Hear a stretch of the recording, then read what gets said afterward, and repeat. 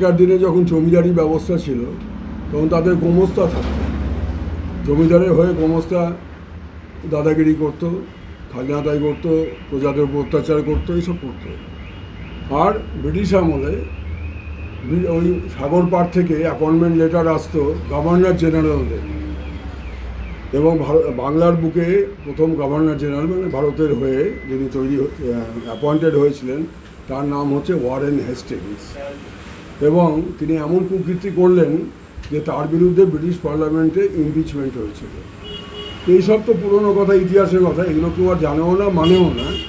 কিন্তু এখন যে দিল্লির শাহেনশাহরা রয়েছেন তাদের আচরণটা ব্রিটিশ উপনিবেশিক যে শাসন তার চেয়েও ভয়ঙ্কর এবং খারাপ, রাজ্যপালের জন্য এবং রাজ্যের জন্য। কারণ কখন কোন রাজ্যপাল গোমস্তার মতো আসবে আর গোমস্তার মতো চলে যাবে নিজেও জানে না। আর প্রধান মুখ্যমন্ত্রীর সঙ্গে আলোচনা করার যে একটা প্রক্রিয়ার কথা, দুটো কমিশন বারবার রেকমেন্ড করেছে কেন্দ্র সরকার তৈরি করা কমিশন, কেন্দ্রের তৈরি দুটো কমিশন, 80-র দশকে সরকারিয়া কমিশন এবং 2007 সালে তৈরি পুঞ্চি কমিশন, যারা কেন্দ্র রাজ্য সম্পর্ক পুনর্নির্ধারণের জন্য কেন্দ্র সরকারের দ্বারা গঠিত হয়েছিল। তাদের সুপারিশ ছিল প্রথমত সরকারিয়া কমিশন, আমি এক লাইনে বলি, তারা বলছেন there should be a procedure of consulting the Chief Minister of the state, the Vice President of India and the Speaker of Lok Sabha in the process of appointing a governor. যেমন কিছু কিছু গুরুত্বপূর্ণ পদাধিকারীর ক্ষেত্রে এখনও নিয়ম আছে, লোকসভার বিরোধী দলনেতা, প্রধানমন্ত্রী, সুপ্রিম কোর্টের প্রধান বিচারপতি আগে ছিলেন, এরকম নিয়োগ প্রক্রিয়ার ক্ষেত্রে একটা প্যানেল হবে, সেই প্যানেলকে ওরা খতিয়ে দেখে তাদের চূড়ান্ত মতামত দিয়ে একটা কাউকে অ্যাপয়েন্টমেন্ট করবেন।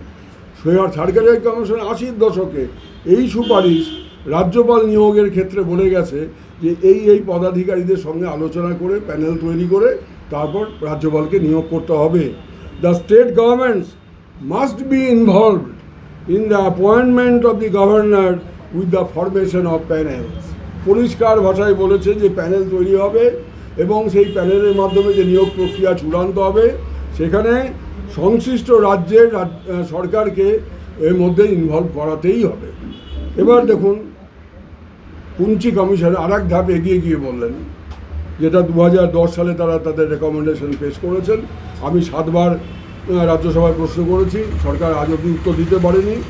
সেখানে বলছে governor must be appointed, may be appointed, must be appointed after consultation with the chief minister of the state concern. অর্থাৎ যে রাজ্যে রাজ্যপাল নিয়োগ করা হবে সেখানে সেই রাজ্যের মুখ্যমন্ত্রীর সঙ্গে অবশ্যই তার সঙ্গে আলোচনা করে করতে হবে, তার মানে তার আলোচনা সাপেক্ষে।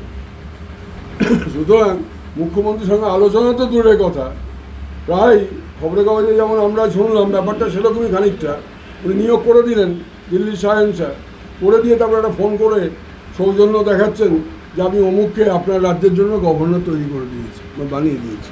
আর যিনি গভর্নর ছিলেন তিনিও জানেন না যে তার পত্রপাঠ বিদায় সমাগত, উনি জানতেন না। তা নাহলে উনি বাংলাদেশ ভোটার তালিকায় নাম তুললেন কেন?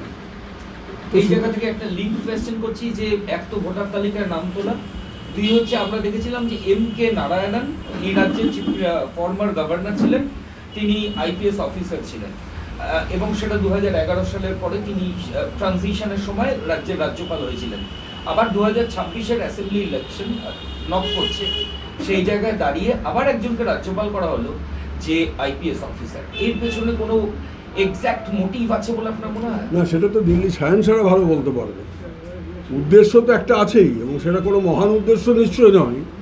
যদি মহান উদ্দেশ্য থাকতো তাহলে যে রাজ্যে অর্থাৎ পশ্চিমবাংলায় যেখানে নির্বাচনী প্রক্রিয়া শুরু হয়ে গেছে, আজকে 2 মাসের বেশি সময় ধরে SIR চলছে, কে ভোটার নয় সেই বিতর্ক তারা নিজেরাই তৈরি করলেন এবং সেই বিতর্ক তারা তৈরি করে একটা লজিক্যাল ডিসক্রিপেন্সি নামক একটা শব্দবন্ধ তৈরি করে একটা যে দানবীয় পরিস্থিতি সৃষ্টি করলেন, যেখানে প্রতিটি খেটে খাওয়া মানুষ থেকে শুরু করে নোবেল লরেট পর্যন্ত তাদেরকে ডেকে পাঠানো হচ্ছে। লজিক্যাল ডিসক্রিপেন্সি পাওয়া গেছে, কারণ তোমার বাবার সারনেমের সঙ্গে তোমার সারনেম মিলছে না।